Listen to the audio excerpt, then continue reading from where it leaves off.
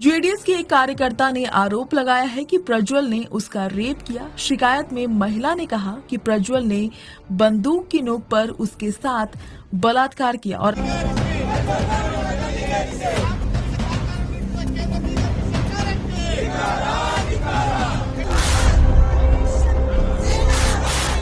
For Karnataka MP Prajwal Revanna, who is seeking another term from Hassan.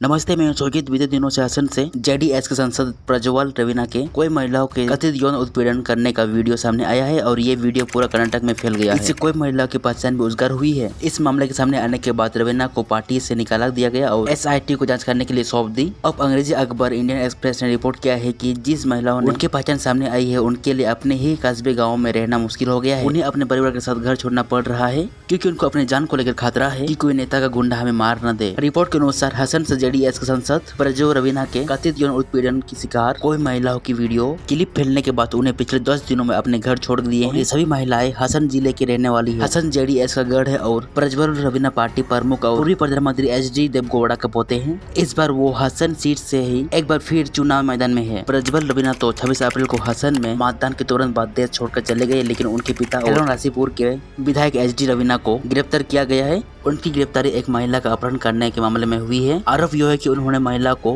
SIT के पास जाने से रोकने की कोशिश की। हसन शहर से 20 किलोमीटर दूर हेगरे गांव में एक दुकानदार ने अकबर से कहा, पूरा जिला एचडी रवीना के नियंत्रण में है। आप उनके बारे में बुरा बोलते हैं तो बहुत संभावना है कि यह उन तक पहुंच जाएगा क्योंकि परिवार और पार्टी के पास बड़ी संख्या में फॉलोवर है।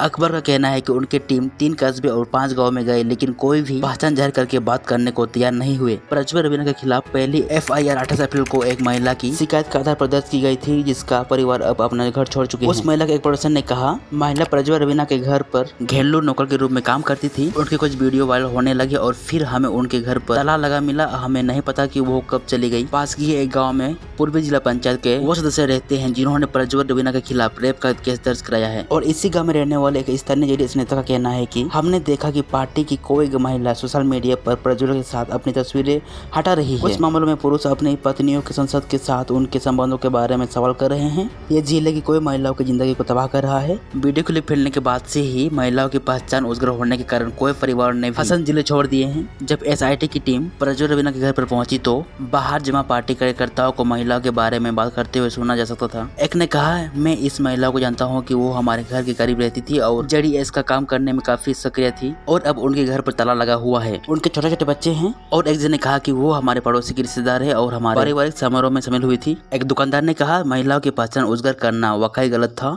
मैं उनमें से कोई तो जानता हूँ, वो लोग छिप गए हैं। पता नहीं वो लोग वापस लौट सकेंगे या नहीं। ये परिवार केस भी नहीं करना चाहते थे, लेकिन प्रज्वल रवीना के परिवार के साथ केस लड़ते हुए हसन में रह पाना असंभव है। दोस्तों, आपको क्या लगता है, ऐसे रेपिस्ट नेताओं को हमारे देश में होना चाहिए कि नहीं? कमेंट सेक्शन में अपना राय जरूर देना। तब तक के लिए जय हिंद, जय भारत।